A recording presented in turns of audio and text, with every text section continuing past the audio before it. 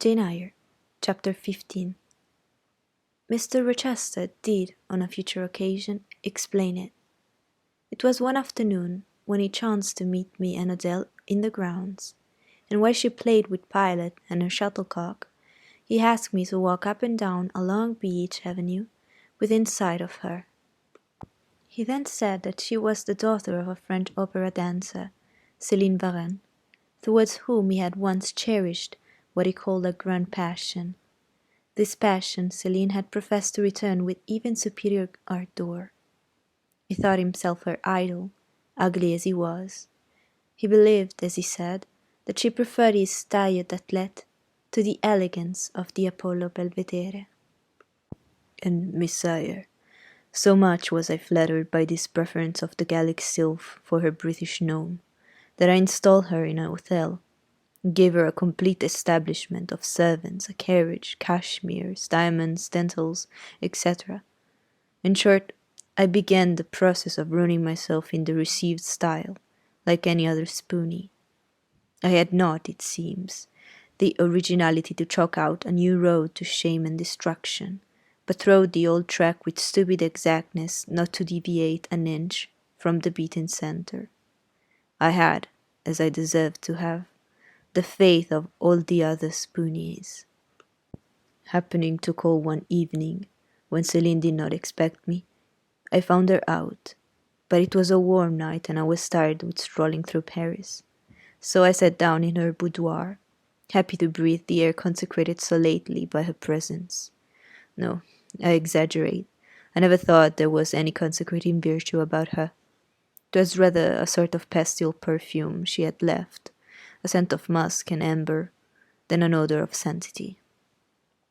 I was just beginning to stifle with the fumes of conservatory flowers and spring essences, when I bethought myself to open the window and step out onto the balcony. It was the moonlight and gaslight besides, and very still and serene. The balcony was furnished with a chair or two. I sat down, took out a cigar. I will take one now, if you'll excuse me. Here ensued a pause, filled up by the producing and lighting of a cigar. Having placed it to his lips, and breathed a trail of Havana incense on the freezing and sunless hair, he went on. I liked bonbons too in those days, Messiah, and I was croquant chocolate comfits, and smoking alternately, watching meantime the equipage that rolled along the fashionable streets towards the neighbouring opera house. When in an elegant close carriage drawn by a beautiful pair of English horses, and distinctly seen in the brilliant city night, I recognized the voiture I had given Celine. She was returning, of course. My heart thumped with impatience against the iron rails I leant upon. The carriage stopped, as I expected, at the hotel door.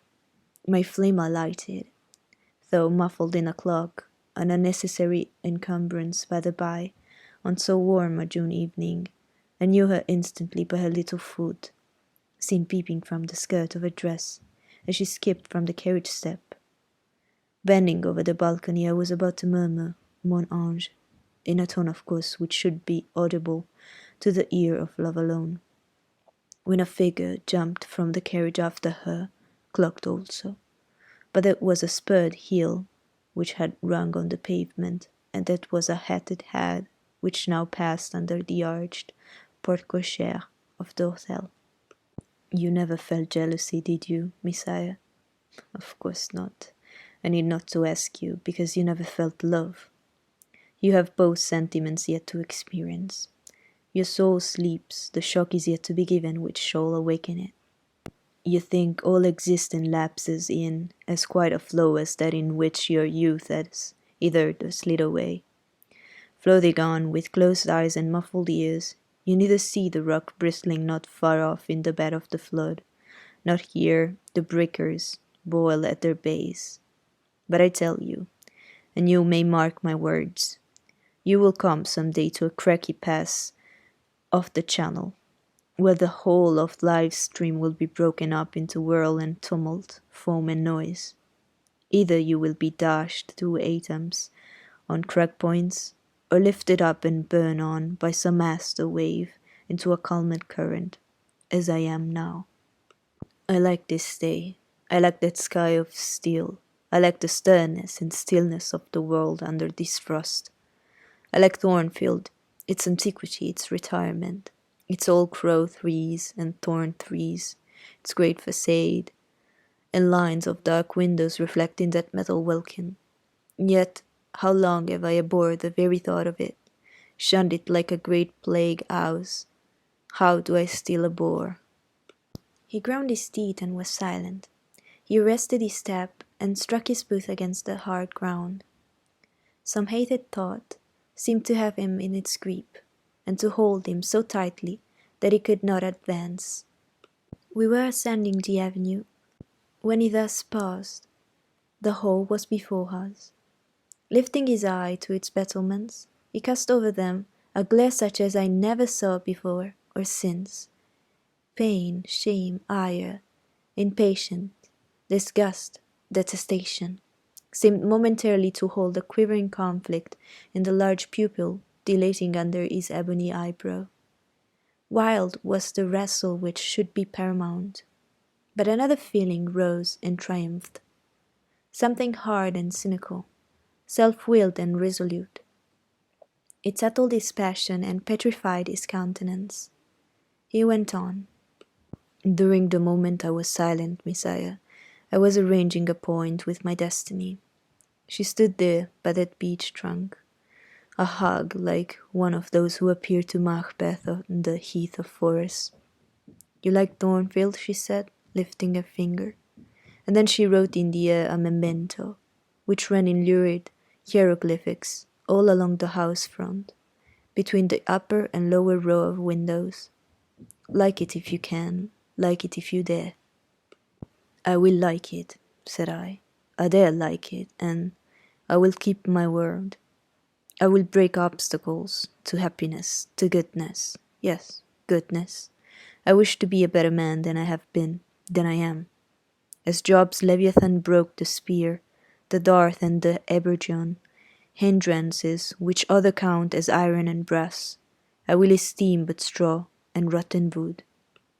Adele here ran before him with her shuttlecock. Away, he cried harshly.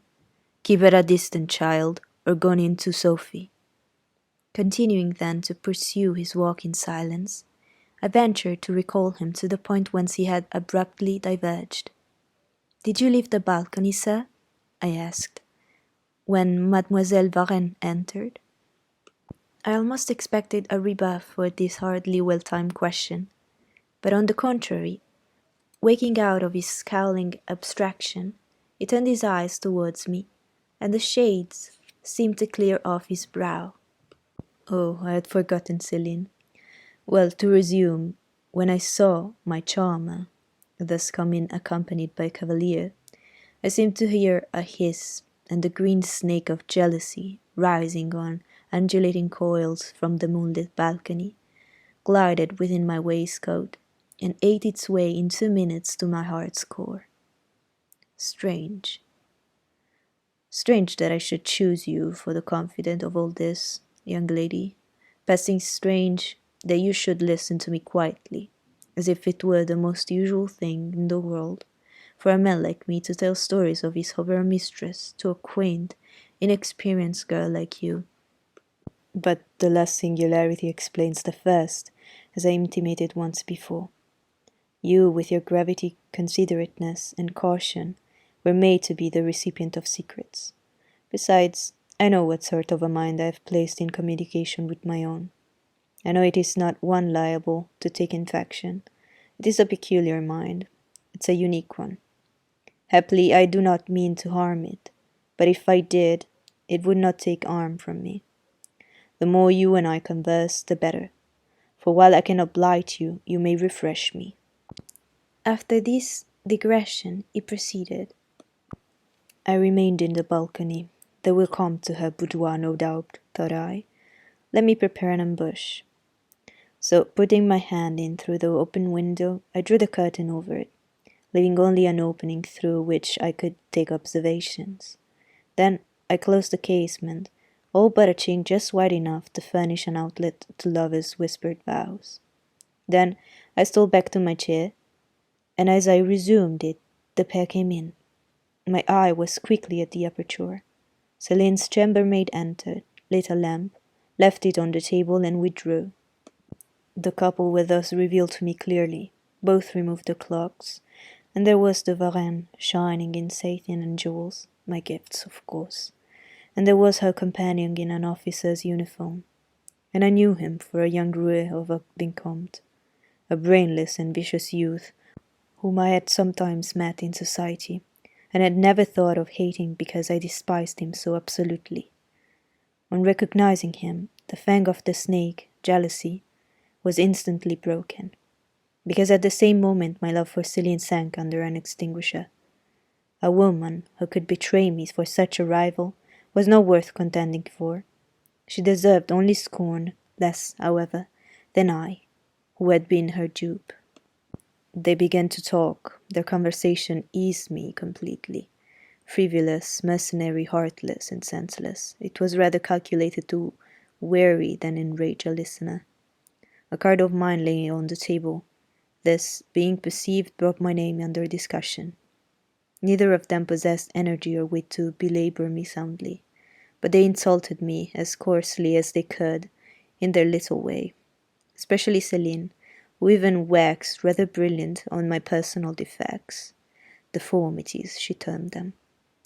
Now, it had been her custom to launch out into fervent admiration of what she called my beauté mâle, wherein she differed diametrically from you, who told me point blank at the second interview that you did not think me handsome.